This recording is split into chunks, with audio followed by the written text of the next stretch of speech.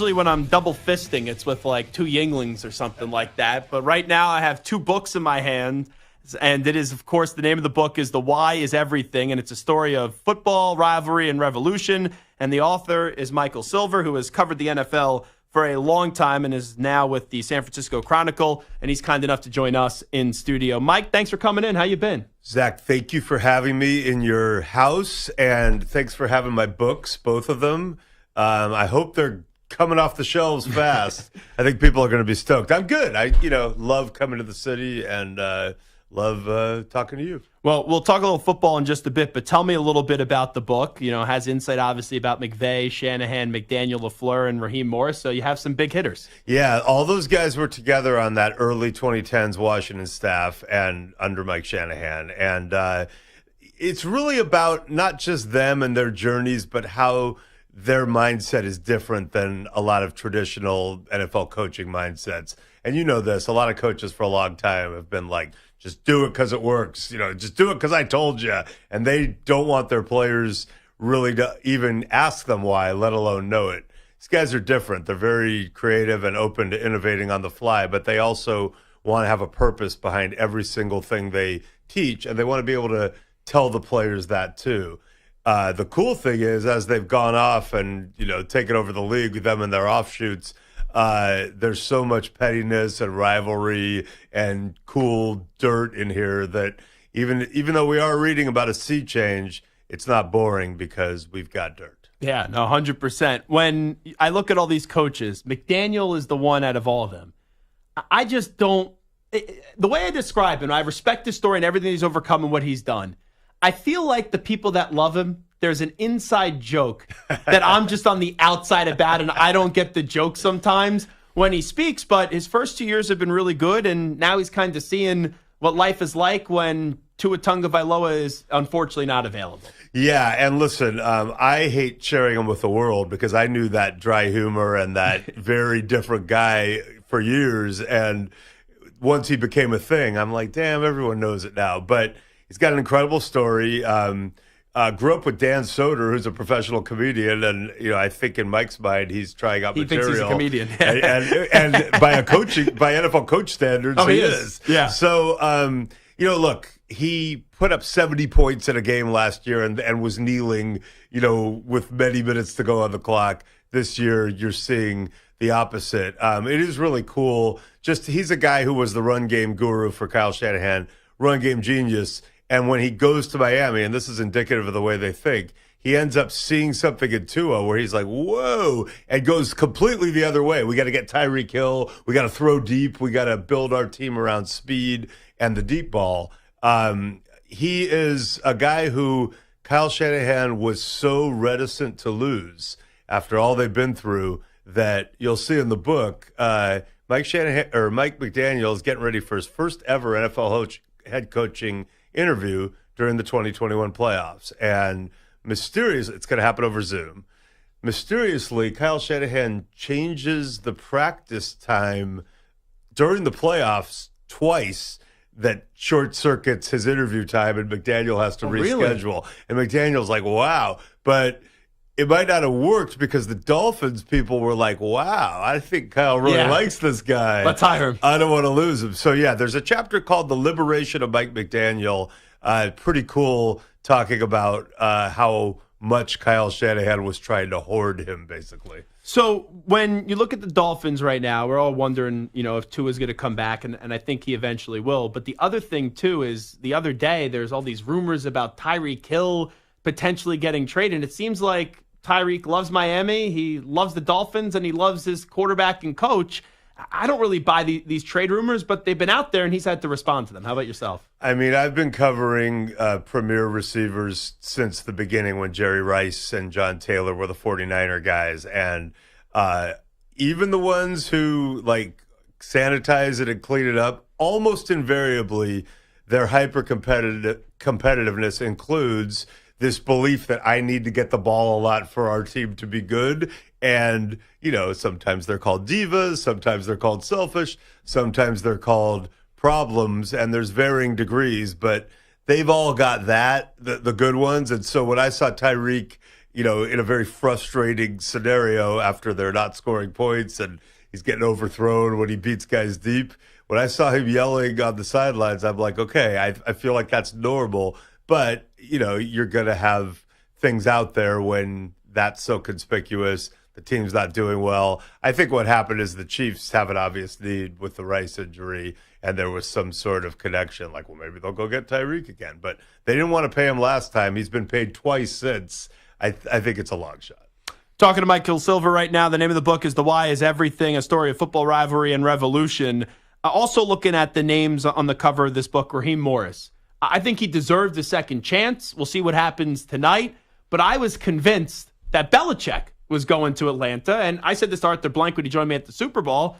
I think Arthur Blank got talked out of hiring Belichick because all of his confidants were like, hey, if you hire Bill, he may be saying he'll do it one way from the start, but within a year from now, all of us are going to probably get kicked out of the organization. That's the way that it seems like it went down. Well, listen, first of all, I see it as a sea change, that it's more evidence that this group and their way of thinking is what's going on now, and that as great as Bill obviously has been, that people are looking for that new vibe. Raheem did have an incredible journey. Funny Raheem story. So in 2020, he's the Falcons interim head coach after Dan Quinn is fired. Does pretty well, interviews for the head job. They don't give it to him. They give it to Arthur Smith. So it looks like he's going with Urban Meyer as his defensive coordinator. So Urban calls him on a Friday and goes, hey, Raheem, we're going to do this. Why don't you come down on Wednesday? We'll do the interview and we'll finalize it. Raheem's pumping his fist because he's like, Wednesday? Urban Meyer doesn't understand how the NFL hiring cycle works. He's so clueless that he's going to wait 5 days for the interview. So now Raheem's like, sweet, I got 5 days to see what else is out there. At the end of that period, he's having a steak dinner in Atlanta with his wife, Nicole. Sean McVay, his old friend, calls. Brandon Staley has gone to the Chargers. Sean needs a defensive coordinator. And he's like, don't go to Jacksonville. And just think how much better things went for Raheem going to L.A., helping Sean McVay win a Super Bowl, as opposed to joining that, I can't even say the word, that show in Jacksonville. Cluster. Cluster is a good way to say it. Wow. Saved by the bell. It would have been interesting, though, because if he was there, he may have ended up being the interim. And with his style, he may have, I wouldn't say saved the season, but could have parlayed that into the head coaching job in Jacksonville. It would have been well received in the locker room because Raheem's one of those guys. Anyone would have been. Yeah, they would have liked me. But, he's one of those guys who's so, he has so much charm and he's so funny that he can say brutal things to people and they'll receive it because of the way he says it. So Raheem is a very, he has very high standards. He's on guys, but they even owners tend to receive it from him in a way they wouldn't. He's got a great story too. I've been saying for years, the second time around with Raheem is going to be awesome. He was very young and admittedly less mature when he had that Buccaneers job that he got kind of thrown in. They were rebuilding. Actually went 10-6 with Josh Freeman as his quarterback, which aged pretty well. But I'm excited for him, and obviously we'll see tonight. Let's get to Sean McVay, because we all know Sean McVay is a great coach. We all know he's been to 2 Super Bowls and won a Super Bowl. But there's always like a question around him and the Rams, and Donald eventually retired. Clearly, you got Matthew Stafford still there, and McVay. And the three of those guys was like, okay, y'all seem like you're close to retiring, but McVay is the odd one because you're the young, hotshot coach. Everyone think you're crazy to retire, but you go be a big TV star. How committed do you think McVay is to the Rams? I think he is committed right now, but it's all in the book. He's been bleeding all over the place figuratively for the last few years. Even after he won the Super Bowl, he got everything he thought would make everything all right, and then he says, I feel like I lost myself in the process. So he's very, he reads a lot of self-help books and leadership books. He's very introspective, and he owns it. But I thought last year was a really cool Sean McVay reset because we've all been saying for years, the Rams are loading up, they're trading picks, they're paying everyone, they're going to have to pay the piper, and it was worth it because they won a Super Bowl. Well, the rebuild came, it was time to pay the piper, and Sean McVay with different plays and running inside and a very different cast got into the playoffs last year and gave the Lions a real run. There's a lot in this book about how bad things got with Sean McVay and Jared Goff after they'd been really good. So I think if you read this book, you'll look back on those two Rams-Lions games, especially the one that mattered last January, and be like, now I see it. I'm really happy for Jared Goff that he got that moment. The Why is Everything. Michael Silver is the author of Story of Football, Rivalry, and Revolution. Shanahan, you could be a great coach and you could still not win a Super Bowl. It's weird. I vacillate with Shanahan all the time. There's sometimes I'm like, oh, he's overrated. Then other times, oh, no, now I see why it's happening. How does he, outside of just simply winning, how does he get over the hump? Because even though he was the OC, he was a part of 28-3, and then the last two Super Bowls, you're up by 10. I get it's Mahomes, but you got to win one of those. And they were up 10 in the 2021 NFC Championship game at SoFi against McVay and the Rams, who he's owned in the regular season, and lost that one too. I would say this. Andy Reid has now taken him out twice. That's got to be his role model, because how many years did we talk about Andy Reid? He's so good. Sure. They win, and he couldn't get that big one. And I'm not saying Brock Purdy is Mahomes. I don't think anyone is, but I think Kyle finally has his guy. He had Matt Ryan, that record-setting year, and then left. He's had success with different quarterbacks, with others. It just hasn't, Nick Mullins, C.J. Beathard, it hasn't gotten going. But I think he's got a guy that not only will run his system in the exacting way that he wants, but also has other qualities that can elevate it. And Brock Purdy's ascending. And so it's a crazy story, right? Usually if you trade 3 ones to trade up for the third pick of the draft and then take the wrong quarterback, you're fired. The organization's set back. It's a fiasco. But then if you go get a guy at 262 the next year who turns out to be great, you get away with it. One of the cool things in this book is Mike Shanahan, who I covered when he was the 49er coordinator in the 90s, then the Broncos coach, obviously, go way back with. Because I was doing this book, I was spending a bunch of time with him in the spring of 2022. And there's a thing at 49er headquarters they refer to as the Shanacam. Yeah. That means... I saw this story, yeah. Mike Shanahan's got to see the meetings and the practice as soon as possible. So he'd been watching OTAs. And he loved Purdy, you were saying. And he keeps talking about Purdy. And I'm thinking, okay. Let's talk about Trey Lance. Jimmy, we think, is leaving. Well, so now I go to Mike Shanahan's hotel room in Chicago the day before the regular season opener. Trey Lance is now the starter. And we're talking about Trey Lance, and he says, when you have a guy, he starts talking about Purdy and says, when you have a guy like that in your building, you don't let him out. And I'm like, Brock Purdy? Yeah. So apparently Mike Shanahan's still got it when it comes to quarterback eval. Wow. So you know the situation and the people a lot better than I do. But I always thought, when it came to Trey Lance, that Kyle was kind of talked into it, and it wasn't his guy from the jump. I think he talked himself into it. Now, we get really deep into it in the book because I reported at the time when he made the trade that in his mind that was for Mac Jones, and he did change. He had to have told Chris Sims, the two of them are best friends, and Sims is the first one to say, hey, it's Mac Jones. Right. And they got matching tattoos or something. Right, they do. And I was hearing, obviously, the exact same things. And I think he talked himself out of it. The notion that someone who is as skilled as Kyle in terms of offense and scheme and quarterback play would let, John Lynch or someone else, other than the owner who would have had the power to do it. But that's not what went down. But he did. I think he was hearing voices in his head. We get into it in the book. One voice possibly, if you take a guy that high, he's got to have more upside. Mac Jones on paper doesn't have the upside. One voice in his head, Kyle Shanahan has, with black quarterbacks, it hasn't gone great. Donovan McNabb, RG3. I don't think there's anything to that in his mind or anyone else's, but maybe those voices got in his head. Some people think. Another voice in his head, man, everyone's starting to run my offense now. I need a separator because everyone's running these plays. I just played against Josh Allen and Lamar Jackson, and they humiliated my defense. Maybe my separator is a guy who's that mobile. And then the final thing that happened with Trey Lance, Kyle Shanahan, who's very into brain training and a couple of these cognitive tests they give before the draft, Trey Lance apparently scored so freakishly high on that Kyle was like, oh my God, he's got all these skills and this upside, and his brain works incredibly fast. What could possibly go wrong? It doesn't always translate to football. Intelligence and processing and football intelligence are all different.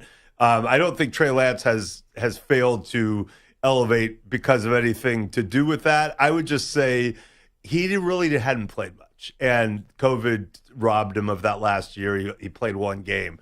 Purdy is, for better or worse, the opposite of that. That guy started playing as a freshman at Iowa State on a much higher level. And so you went from a guy who we think it could be amazing, but he hasn't really played much, to this guy's played a lot of football, and when he came in the NFL and got his chance, he was kind of ready. Michael Silver here with us. Once again, the name of the book is The Why is Everything, a story of football, rivalry, and revolution. I once had a report about Aaron Rodgers and Matt LaFleur and the relationship towards the end. And Matt was basically trying to give Aaron more input in the offense, and Aaron would just pick and choose when to go to those meetings and sometimes keep Matt guessing. Now, you know this, being like in this business, you'll have friends that love football that aren't in this business. They'll be like, yo, Aaron Rodgers is going to see this. He's going to eviscerate you on social media. And I said, well, the person who told me, and I can't say the person that told me, but I said, if I told Aaron, Brian Gutekunst, and Matt LaFleur who that person was, they would all be like, yep, that person knows everything that's going on. And Aaron never refuted the report, even though he was asked about it. But LaFleur now has his guy. I'm not saying him and Aaron, the whole relationship was ugly, but now he has his guy in Jordan Love. And last year, it was unbelievable what happened, because halfway through we were like, I talked to Kevin Harlan, he was on the show, and he was like, I don't know if Love is the guy. And then at the end of the year, not only is he the guy, they paid him this offseason. Yeah, I mean, and I covered, obviously the playoff game against the Cowboys was striking. I covered the next one where Matt LaFleur coached a great game. Mm-hmm. Love did throw a terrible late interception, but they saw enough to pay him. I would say the greatest testament to what Matt LaFleur can do, by the way, is if you took a blind poll in August of all the coaches and talent evaluators in the league and said, hey, there's a quarterback who's going to switch teams 3 weeks before the season and win 2 games in September, Malik Willis would probably have gotten 0 votes, right? and You're 100% right. So you got to give it up. But we do get into the Matt LaFleur, Aaron Rodgers stuff, what the challenges were in the beginning, how they made beautiful music together with those 2 MVPs, the playoff failures, and then ultimately just how bad that last year was. Matt LaFleur is very open about it. I've known Aaron for a long time, so we got a little of his version. And, it was time, and it was 1 year too late. But, if you're a Packer fan, you're like, okay, I think we have our guy. I can't tell you for sure Jordan Love is going to be really good. I don't think he's going to be a first-ballot Hall of Famer following 2 first-ballot Hall of Famers, but you never know. And, I think for Aaron, he wanted to go out this way, in this situation. It's the Jets. There are a lot of challenges. As you know, we're watching really, really close. So what's going to happen here with Davante Adams? You think it's inevitable that he gets traded to the Jets? It feels like Jets to me, but I do believe that the Saints and Steelers specifically are real. And from what I've heard, it's something the Raiders really would love to happen like yesterday. Like they're ready to just, let's get this done. And other teams are maybe going a little slower. He is injured for, he's probably out a game or 2. But Jets makes the most sense to me. And listen, I get it if you're the Jets. You're all in on Aaron. You've already done everything you can. Nathaniel Hackett's your offensive coordinator. You got Lazard. It's not going to last much longer. So, yeah, if you can get Aaron and Davante back together and pay a bunch of money, go for it. If I'm Davante, though, I heard the Bills were in on it potentially, the Ravens as well. He's already done this where you leave Rodgers, you go to the Raiders. They didn't have stability at their quarterback situation. Now a potential reunion with Carr. He may not be their guy long term. Rodgers is only having, another year or 2 left. And the Steelers, we don't even know who's going to be their quarterback next week, let alone a year from now. So I had to think there's a better option out there for him. You bring up some very good points. I would say live in the moment. In the moment, it makes sense. But you're right. I think... And look, Davante Adams, he did get paid. So I think that gives you a little bit more peace of mind. He's a kid who grew up in East Palo Alto, which is a very impoverished place. Didn't have a bed growing up. Told me when I was at NFL.com, NFL Network, and I wrote about it, that he went out and got a bed that doesn't even exist, like a custom bed that is so gigantic in his house because of his scars from childhood where he didn't have a bed to sleep in. So, I think now that he's gotten that stability and that much money, it allows you to say, okay, well, what do I want to do right now? Right now, I want to give it one more run with Aaron, and then we'll see where we are. So the initial report was nothing is imminent. But you were just saying, though, like in terms of the Raiders are ready to get this thing done with, you kind of think that's just a little smoke that's getting reported. No, I think the Raiders would like it to be imminent, and the Jets, for example, are like, we're flying to London, and he can't play anyway right now. Like, let's talk next week. That's my sense of it. And you know how these trade things are. I mean, a team we don't even think of could call the Raiders right now and offer them a 1, and they might be like, yeah, I know you want to go to the Jets, and I know that we're waiting on the Jets, but we can get a 1. Boom. So shouldn't the Chiefs do that? I'd give a 1 if I'm the Chiefs. I would. I mean, but remember, they didn't pay Tyreek Hill. Yeah. And I'm not saying, I mean, Davante is different and cool, but now they're in the they weren't in the penthouse then. They're a good spot, but now they're in the penthouse. I mean, this is the problem. The Chiefs last year had like their off year with the worst offense they're ever going to have, and they still won the Super Bowl. 100%. So they're just sitting there going, you know what, Patrick? That would be the Brady Moss kind of move in New England if they got Davante for Patrick. Correct. And that would not be a bad thing. That would be a bad thing for the other 31 teams, not the Chiefs. Brady Moss set some records. Is there any way, I know you cover the Niners and you talked about this, Adams going to San Francisco. I don't get how it makes sense unless if Debo or Ayuk are getting traded. I'm one who always says the cap is a myth. You can always manipulate it. There Agreed. would be a substantial dead cap hit in trading Ayuk. My premise was this. Look, the 49ers are desperately trying to win now. They have a lot of older players, a lot of guys getting hurt. Davante Adams is from East Palo Alto. You could bring him home. Brandon Ayuk played high school in Reno, high school football. You could bring him back to Nevada. He just got paid $120 million over 4 years and threw a tantrum in front of people on the practice field because he was asked, the shorts. He was asked weird. to change the color of his shorts. And, I just got to say, if you paid me $120 over 4, I would wear a lot of things. Yeah. I'd be in here in a full clown costume. Even as a Cal guy, I would even wear Stanford or USC stuff. I'd wear a Penn State shirt, and I can't stand them as a Temple guy. Exactly. I'd be like, go Cardinal.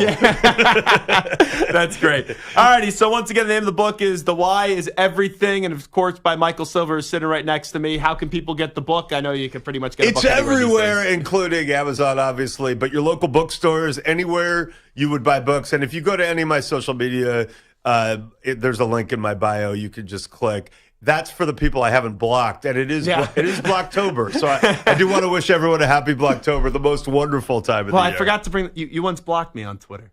No, I'm just kidding. Oh, thank God. I guarantee, though, I've probably blocked 60 guys named Zach. It's a popular name to block on Twitter. So make sure you go get the book. I can't wait to read it. Just got a copy yesterday, and it seems like it's awesome. All right, I'm never blocking you. Yeah. We are in it. We are in it to win it forever.